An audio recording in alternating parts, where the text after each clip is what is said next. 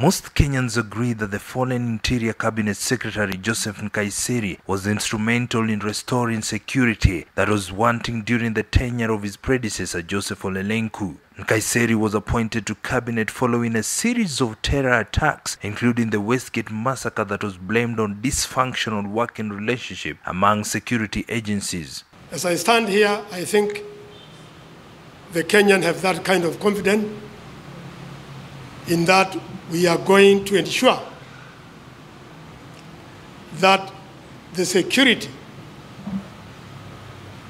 organ of this republic,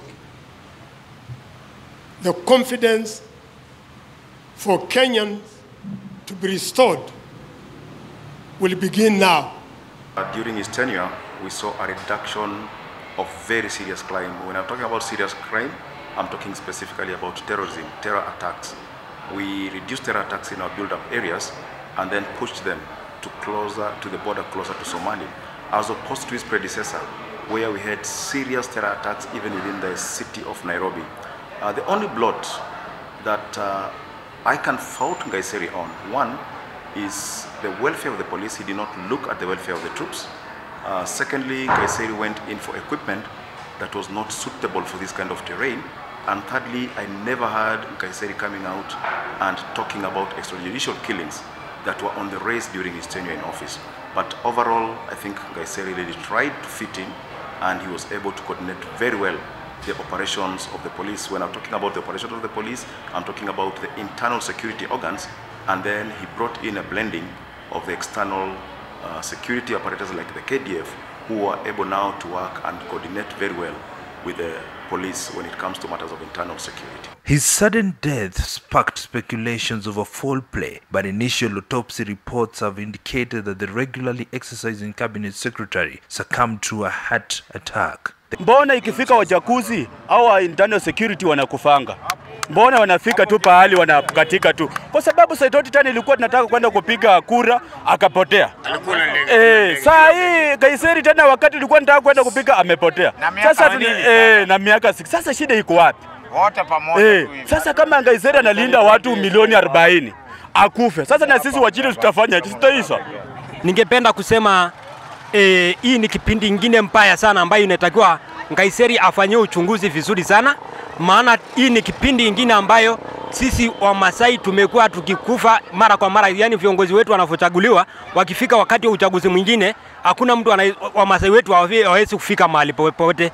Wote wanakufia hivi kwa sababu tunakumbuka juzi tumefika mzee Ntimama, na hiyo hatujajua ni nini shida yake. Walikuwa wanasema ni uzee, lakini uzee hawezi muua mtu. The question on the ideal person to take over from him has also been lingering in public circles, even after President Uhuru Kenyatta appointed Education Cabinet Secretary Fred Matiang'i in an acting capacity. We have better people.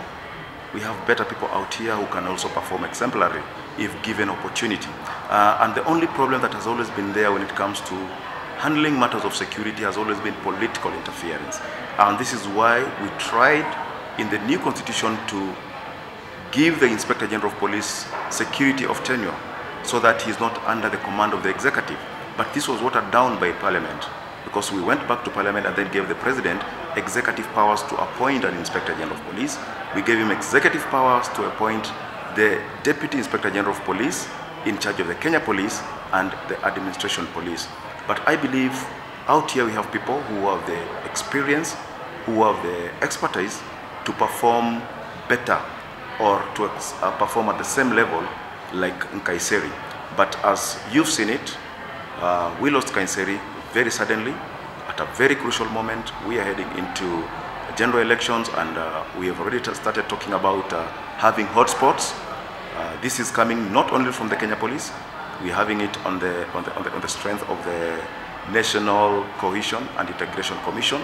We've had it coming also from the European Union, and we've been told that we should expect some violence, and this is why it was very crucial for the President to appoint somebody into that docket, because already the operational commanders like the Inspector General of Police are overwhelmed with the planning of this general election, matters of security during the general election, as well as the recurring terror attacks that are currently happening in northern Kenya, and Lamu, in the coast region, this is Lamu and Boni Forest per se. So I think the choice of Matiang'i was based on how the urgency of having somebody to be in charge, so that we have the operational commanders concentrate on matters of operation. Nkaissery will be buried on Saturday the 15th of July at his rural home in Bisil, Kajiado County. He is survived by his wife Helen and 4 children. Reporting for Tuko TV, I'm Samuel Meso.